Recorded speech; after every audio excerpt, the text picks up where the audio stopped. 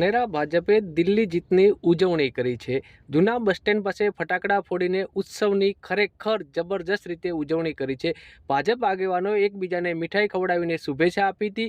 દિલ્હીમાં આપ સામે ભાજપનો જ્વલંત વિજય થતા આજે ધાનેરામાં ઉત્સાહનો માહોલ જોવા મળી રહ્યો હતો। તો દેશ નરેન્દ્રભાઈના વિકાસના જે કાર્યો થઈ રહ્યા છે એના માટેનો સંપૂર્ણ એમને ભરોસો છે। એટલે સમગ્ર પ્રજા નરેન્દ્રભાઈ મોદી સાથે છે, ભારતીય જનતા પાર્ટીની સાથે છે। પ્રચંડ વિજય ઉત્સવ આજે ધાનેરાના ભારતીય જનતા પાર્ટીના તાલુકા અને શહેરના કાર્યકર્તાઓએ ઉત્સવ મનાવ્યો, પેડા ખવડાવીને મોં મીઠું કરાવ્યું અને દિલ્હીની સરકારના વધામણા કર્યા। દિલ્હીના વિજય બાદ સરહદી વિસ્તારોમાં પણ ઉજવણીનો માહોલ જોવા મળી રહ્યો છે।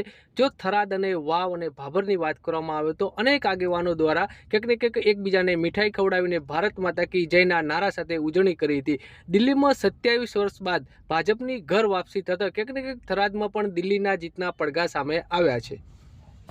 ની અંદર ભારતીય જનતા પાર્ટીનું કમળ ખૂબ સોળે કલાએ ખીલી અને 48 સીટો મેળવી ભવ્ય જીત મેળવવા બદલ અમે આજે બાબર તાલુકો, બાબર શહેર ભારતીય જનતા પાર્ટીના કાર્યકર્તાઓ પરિવાર આજે હર ઉલ્લાસ મેળવી રહ્યા છીએ અને નરેન્દ્રભાઈ મોદી સાહેબના હાથ મજબૂત કરવા માટે એક શ્વાસે એક અવાજે કમળ જીતેગા અવાજના નારા સાથે આજે વિજય દિલ્હીની અંદર ખૂબ જબરદસ્ત વિજય મેળવી અને કોંગ્રેસનો સફાયો કર્યો છે અને ભવ્ય જીત મેળવી એ બદલ અમે સૌ સાથે મળી, કાર્યકર્તાઓ સાથે મળી અને આજે બાબર તાલુકા અને શહેરે ઉજવણી કરી રહ્યા છીએ। દિલ્હીમાં ભાજપની જીત થતાં સરહદી વિસ્તારના અનેક જે પંથક આવેલા છે, પંથકની અંદર ફટાકડા ફોડીને ઉજવણી કરવામાં આવી હતી। થરાદમાં પણ ઉજવણી કરવામાં આવી છે, વાવમાં ઉજવણી કરવામાં આવી છે અને ભાભરમાં પણ જબરજસ્ત રીતે ભાજપ આગેવાનો દ્વારા ઉજવણી કરવામાં આવી છે। અહીંયા મહત્વની વાત એ પણ બની જાય છે કે 27 વર્ષ બાદ ભાજપ ક્યાંક ને ક્યાંક દિલ્હીમાં સરકાર બનાવવા જઈ રહી છે। એ ઉત્સાહનો માહોલ આજે સરહદી વિસ્તારમાં ધમધમતો જોવા મળી રહ્યો છે।